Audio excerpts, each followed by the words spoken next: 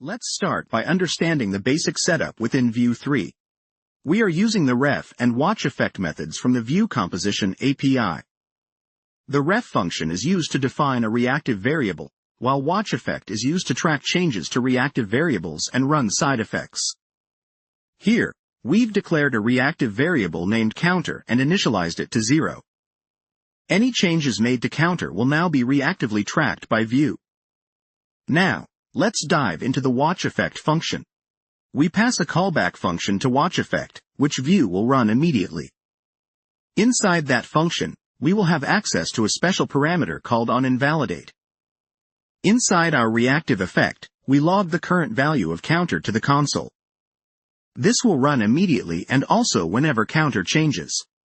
For demonstration purposes, we've set up an interval that logs interval tick to the console every second.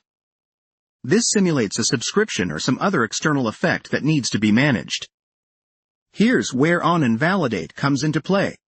We pass a cleanup function to onInvalidate that will be called when the reactive effect is about to rerun or when the component that uses this effect is unmounted.